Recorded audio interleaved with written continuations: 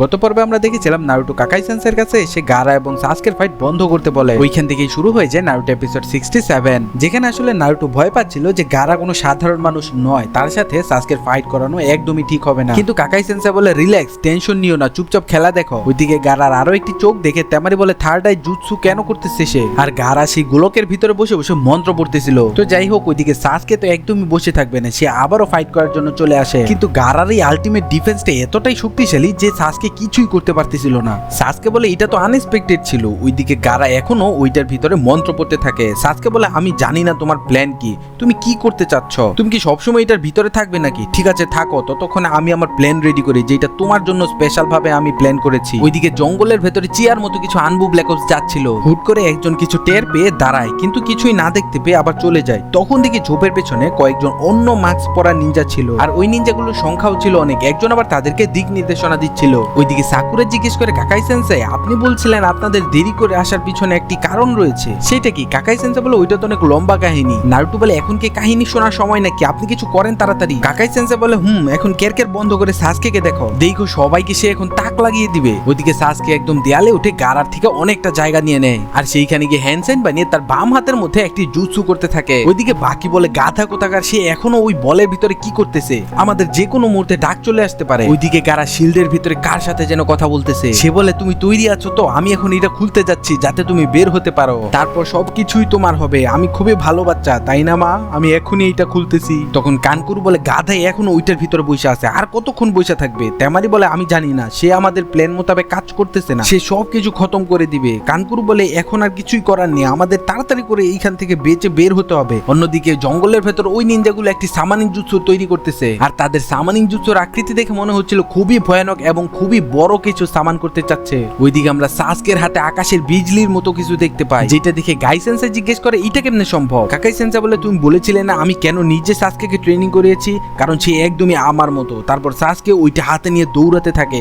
গাই সেন্সে বলে এখন বুঝতে পেরেছি তুমি কেন দেরি করেছো, আর কেনই বা তাকে রকলির মতো তাই জুৎসু শিখিয়েছো, তুমি মূলত তার স্পিড বাড়িয়েছো। সাকুরা বলে বাপরে এর চাকরা তো দেখা যাচ্ছে। গাই সেন্সে বলে ও তাহলে এই হচ্ছে উচিহা ক্ল্যানের ক্ষমতা। সাসকের হাতে এইটা দেখে নারুটো বলে আমি কখনো তাকে আগে এরকম করতে দেখিনি। সাকুরা বলে এটা থেকে তো শব্দও বেরোচ্ছে। গাই সেন্সে বলে এটা হচ্ছে মূলত এক ধরনের ঠান্ডার, আর এটা বাকি ঠান্ডার গুলো থেকে অনেক আলাদা। এইটা অপোনেন্টকে মেরে ফেলার জন্য ইউজ করা হয়। এইটা কাকাশির এমন একটি ইউনিক মুভস যেটা সে কারো থেকেই কপি করেনি। এই জুৎসুর স্পেশালিটি হচ্ছে এটার স্পিড আর ফোকাস, এবং স্পিড যখন একটা নির্দিষ্ট লেভেল পর্যন্ত কোনো নিজে ইনক্রিজ করতে পারে তখন তার হাতের মধ্যে চাকরা দেখা যেতে থাকে। আর এটার শব্দটাও অনেকটা হাজারো পাখিদের কিচিরমিচিরের শব্দের সমান, আর পাখিদের ওই কিচিরমিচিরকে অনুসরণ করে এইটার নাম দেওয়া হয়। এইটার নাম হচ্ছে চিদুরি, 1000 ইয়ার্স অফ বার্ড। এইটার আরো একটি নাম আছে, সেটা হচ্ছে লাইটনিং ব্লেড। আর ততক্ষণে সাসকে গারার ডিফেন্স ভেদ করে তার চিদুরি গারার ভেতরে ঢুকিয়ে দিয়েছে, যেটা দেখার পর দর্শক মর্শক সবাই হা হয়ে থাকে। সাকুরা জিজ্ঞেস করে চিদুরি বুঝলাম, কিন্তু এর নাম লাইটনিং ব্লেড দেওয়া হয়েছিল কেন? গাইসেন্সা বলে একবার কাকা এসে আকাশ থেকে বিজলি পড়ার আগে এইটা দিয়ে ওই বিজলিকে কেটে ফেলেছিল, কিন্তু ইনু বলে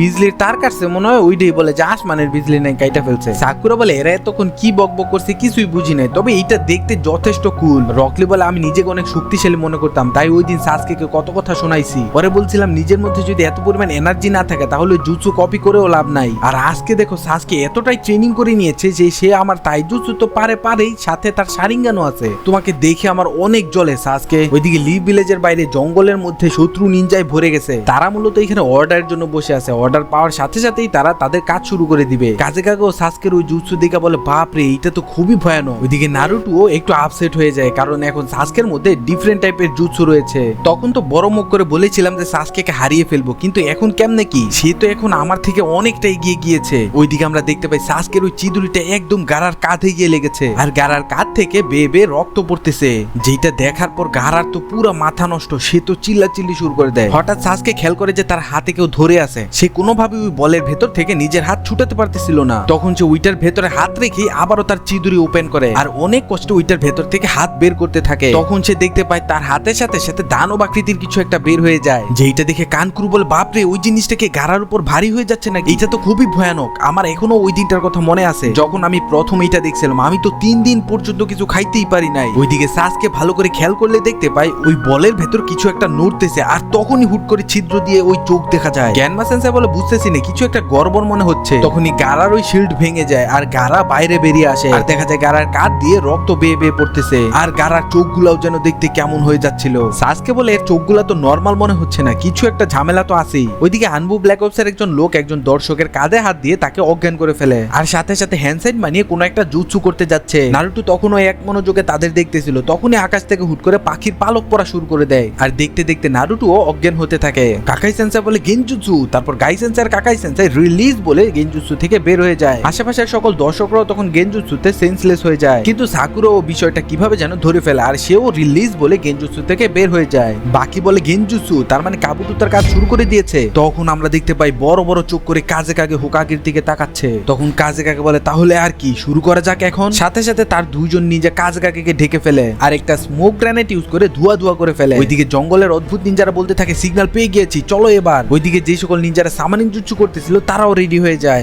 বাকি কানকুরু তেমারে বলে মিশন শুরু হয়ে গিয়েছে। ওইদিকে নারুটো এখনো সেন্সলেস হয়ে পড়ে আছে, আর এইখানেই শেষ হয়ে যায় নারুটো এপিসোড 67। এরপরেই শুরু হয়ে যায় নারুটো এপিসোড 68, যেখানে হোকাগেদের ওইখানে স্মোক দেখতে পেয়ে কাকাশি এবং গাই সেন্সাই সেখানে যেতে নেয়। তখনই আনবু ব্ল্যাক অপসের একটি টিম বলে আপনারা এইখানেই থাকেন, আমরা ওই দিকটা দেখতেছি। ওইখানে হোকাগের কাছে যে বডিগার্ড নিনজাটা ছিল সে এখনো রয়েছে। আনবু ব্ল্যাক অপসের লোকগুলো ওইখানে গিয়ে ওইখানে যে আগের টিমটা রয়েছে সেটাকে নিচে পাঠিয়ে দেয়। তখনই ধোয়ার ভেতর থেকে কাজেকাগের বডিগার্ড দুইটা আসতে থাকে, কিন্তু আনবু ব্ল্যাক অপসের নিনজারা এতটা শক্তিশালী ছিল ওই দুইজনকে কেটে দুই টুকরা করে দেয়। ওইদিকে হোকাগের বডিগার্ড নিনজাটির উপরও হামলা করা হয়, আর হুট করে কাজেকাগে এসে হোকাগেকে আটকে ফেলে আর তার গলার মধ্যে ছুরি ধরে রাখে, আর তাকে নিয়ে ঘরের চালের উপর উঠে যায়। আনবু ব্ল্যাক অপসের লোকগুলো যেই নিনজাদের কেটে দুই টুকরা করে ফেলছিল ওরা মূলত ক্লোন ছিল। তারপর তারা ওই পোশাকগুলো থেকে বের হয়ে ঘরের চালের চার কোনায় চারজন গিয়ে দাঁড়ায়। হোকাগে বলে যে সাউন্ড নিনজা এখানে কি করতেছে। আনবু ব্ল্যাক অপসের নিনজাগুলো বলতে থাকে আমাদের হোকাগেকে বাঁচাইতে হবে, তাড়াতাড়ি চলো। তখন কাজেকাগে বলে তোমরা শুরু করে দাও। তারপর ওই নিনজাগুলো একটি জুৎসু করে আর ঘরের চালের উপর একটি ব্যারিয়ার তৈরি করে, আর ব্যারিয়ারটা এতটা মজবুত ছিল যদি কেউ সেটা ভেদ করতে যায় তাহলে তার বডিতে আগুন লেগে যায়। ওই দিকের এই অবস্থা দেখতে পেয়ে কাকাই সেন্সাই বলো ওরা আনবু ব্ল্যাক অপসকে ধোকা দিয়ে দিছে, যেখানে আনবু ব্ল্যাক অপস এই গ্রামের সবচেয়ে বেস্ট নিনজা। ঠিক তখনই তাদের সামনেও একজন নিনজা চলে আসে। গাই সেন্সাই বলে তুমি এখানে কি করতেছো, লর্ড হোকাগের এখন তোমাদের দরকার। কিন্তু তখনই আরো চারজন নিনজা সেইখানে চলে আসে। তখন তারা বুঝে যায় যে শত্রুরা আনবু ব্ল্যাক অপস হওয়ার নাটক করছিল।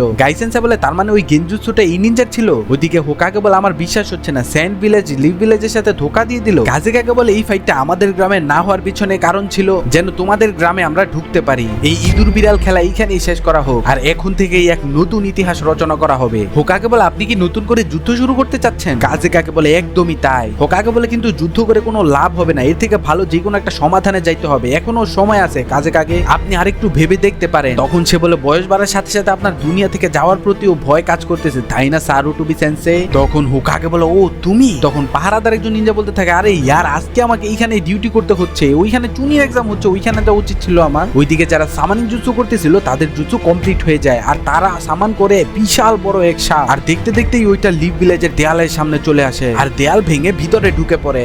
অনেক ওইটাকে আটকাতে চাইলেও ওইটার আকৃতি এতটাই বড় ছিল যে আটকানো সম্ভব না। তখন একজন নিনজা আরেকজনকে বলে তাড়াতাড়ি হোকাগেকে গিয়ে বলো এখানে ব্যাকআপ পাঠাতে। ওই নিনজাটা মাত্র যেতে নিয়েছিল তখনই কিছু কুনাই এসে তার বডিতে লেগে যায়, আর ওই কুনাইগুলো মারতেছিল কিছু স্যান্ড নিনজা। ওইদিকে কানকুরু আর তেমারি গারার কাছে চলে আসে, তারা গারাকে এখন এই ফাইট থামাতে বলে। গারা বলে তোমরা সরে যাও, আমি ওকে মেরে ফেলবো। তখনই সেইখানে এসে উপস্থিত হয় বাকি। বাকি বলে তোমরা এখানে কি করতেছো? গাধা কোথাকার, তোমরা কি জানো না মিশন শুরু হয়ে গিয়েছে? আর তখন সেইখানে চলে আসে গ্যানমা সেন্সাই। ওইখানে তখন গারার প্রচন্ড মাথা ব্যথা শুরু হয়ে যায়। তখন তেমারি বলে গারার সমস্ত চাকরা শেষ হয়ে গিয়েছে, এখন আমরা কি করতে পারি? বাকি বলে গারা হচ্ছে আমাদের স্যান্ড ভিলেজের সবচেয়ে বড় শক্তি আর আমাদের প্ল্যানেরও একটা বড় অংশ, তোমরা তাকে নিয়ে কোনো সেফ প্লেসে চলে যাও, যখন তার চাকরা ফিরে আসবে তখন সে প্ল্যানের মধ্যে অংশগ্রহণ করে নিবে। কানকুরু বলে ঠিক আছে সেন্সেই, আর আমরা বুঝতে পারি বাকি তাদের সেন্সেই ছিল। ওইদিকে লিভ ভিলেজের নিনজা এবং স্যান্ড ভিলেজের নিনজাদের মধ্যে অলরেডি ফাইট শুরু হয়ে যায়। তখন একজন নিনজা বলে কি ব্যাপার, গারা এখনো কেন এখানে আসতেছে না? আর ওইখানে বাকি সেন্সে বলে তোমরা গারাকে সামলাও, আমি এই দিকটা দেখতেছি। ওইদিকে গ্যানমা সেন্সে বলে তুমি কি মনে করতেছো তুমি যেভাবে পরিকল্পনা করতেছো সেইভাবেই সবকিছু হবে? হ্যাঁ। তখন তেমারি, গারা এবং কানকুরু সেইখান থেকে চলে যায়। গ্যানমা সেন্সে বলে সাসকে তোমার চুনিন এক্সাম শেষ হয়েছে, তুমি চুনির লেভেলে পৌঁছে গিয়েছো, তুমি একটা লিভ ভিলেজের শিনুবি, তোমার ট্রেনিংটা এখন তুমি সঠিক কাজে লাগাও। সাসকে বলে তার মানে কি আমি এখন গিয়ে গারাকে আটকাবো? গ্যানমা সেন্সে বলে একটা কথা মাথায় রেখো, এটা এখন আর ম্যাচ নেই, এটা এখন সত্যিকারের লড়াই। সাসকে বলে ঠিক আছে আমি বুঝতে পেরেছি। ওইদিকে মুখোশধারী কাজেকাগে বলে আমি মনে করেছিলাম গারা যখন কন্ট্রোলের বাইরে চলে যাবে তখন আমরা সাসকে ভুলিয়ে ভালিয়ে নিজের দলে নিয়ে নিব, কিন্তু সব সময় তো আর সবকিছু প্ল্যান অনুযায়ী হয় না। তখন হোকাগে বলে ও তাহলে সাসকে আর লিভ ভিলেজে তোমার প্ল্যান ছিল? তখন ওই লোকটা বলে লিভ ভিলেজ দিয়ে আমি কি করব, তবে গারা যদি এখানে আসতো আপনাকে আমি একটা স্পেশাল জিনিস দেখাইতাম যেটা আপনি কখনো ভুলতেন না, আর এই সবকিছু সম্ভব হয়েছে আপনার জেদ এবং আপনার দুর্বলতার জন্য, আমি আপনাকে হারিয়ে দিয়েছি। তখন হোকাগে বলে কখন কি হয়ে যায় সেটার বিন্দু মাত্র ভরসা নেই, আমি তোমাকে অনেক বছর আগে সেটা বলেছিলাম করছিলাম তখন ওই লোকের মুখে থাকা মুখোশটা খুলে ফেলে এবং আমরা দেখতে পাই ওই লোকটা আর কেউ নয়, সেই ছিল সাপ ওরোচিমারু। আর সাপ কেন বলা হয় সেটা আমরা পরবর্তীতে জানবো। তো যাই হোক, তখন হোকাগে বলে আমার এই দিনটাও দেখার বাকি ছিল, তবে তুমি এখনো আমাকে সহজেই হারিয়ে দিতে পারবে না। ওরোচিমারু বলে আমি আপনাকে আগেই বলেছিলাম 5th হোকাগে ঠিক করে নেওয়ার জন্য, কারণ 3rd হোকাগের টাইম এখনই এই মুহূর্তেই শেষ হয়ে যাবে। ওইদিকে ইরুকা সেন্সেই নারুটোকে নিয়ে চিন্তা করতে থাকে যে নারুটো নেই জিততো প্রথম ম্যাচ, ওইখানে কি নারুটো জিতছে কি না। তখন তার মনে হয় তার সব স্টুডেন্টকে সমানভাবে দেখা উচিত, কিন্তু তারপরেও কেমনে যেন নারুটোর প্রতি তার একটু বেশি ইমোশন কাজ করে, যেটা পাকনা স্টুডেন্ট কোনো আমার বুঝে যায়। তো যাই হোক, ওইদিকে ইবিকো মারিনো সেন্সাই দেখতে পায় আরিনার দিক থেকে ধোঁয়া বেরোচ্ছে। তখন একটা নিজে জিজ্ঞেস করে স্যার আমাদের কি ওইখানে ব্যাকআপ পাঠানো উচিত? ইবিকো সেন্সাই বলে যে না, আমাদের বুঝে শুনে কাজ করতে হবে, রিস্ক নেওয়া যাবে না। আর ওরোচিমারু হলে তো সেইটি একদমই নেওয়া যাবে না। তখন ওই নিনজাটা জিজ্ঞেস করে কেন স্যার, ওরোচিমারু কি এতটাই ভয়ানক? ইবিকো সেন্সাই বলে ওরোচিমারু আসলে 3rd হোকাগের স্টুডেন্ট ছিল, তো যখন 4th হোকাগের জন্য অ্যাপ্লাই চলছিল তখন ওরোচিমারু অ্যাপ্লাই করেছে, কিন্তু তার অ্যাপ্লিকেশন রিজেক্ট করে দেওয়া হয়। তখন থেকেই সে ভয়ানক হয়ে যায়। আমার ওই দিনটার কথা এখনো মনে পড়ে, যখন ছোট ছিলাম ওরোচিমারুকে কোনো মানুষই মনে হয়নি, মনে হচ্ছে একটা জীবজন্তুর আত্মা মানুষ রূপ ধারণ করেছে। আর ওই সিনটি এতটা ভয়ানক ছিল যে এখনো আমার কাঁপুনি চলে আসে। তখনই সেইখানে একটা নিনজা চলে আসে, সে বলে স্যার গেটের ওই পাশ দিয়ে বিশাল বড় কিছু সাপ দেয়াল ভেঙে ভেতরে ঢুকতেছে, আর সাথে সাথে কিছু স্যান্ড নিনজাও সেই দিকে আসতেছে, আমাদের এখনই ব্যাকআপ দরকার। ইবিকো সেন্সাই বলে স্কোয়াড 1 আর 2 এইখানেই থাকো, আর বাকি সবাই গেটের কাছে যাও তাড়াতাড়ি। ওইদিকে কিছু নিনজা বড় সাপটিকে থামানোর চেষ্টা করে, কিন্তু এটা বড় থাকার কারণে লেজ দিয়ে বাড়ি দিয়ে অনেক কিছু ধ্বংস করে ফেলে। ওইদিকে কাকাশি গাই সেন্সাই নিনজাদের সাথে ফাইট করতেছিল।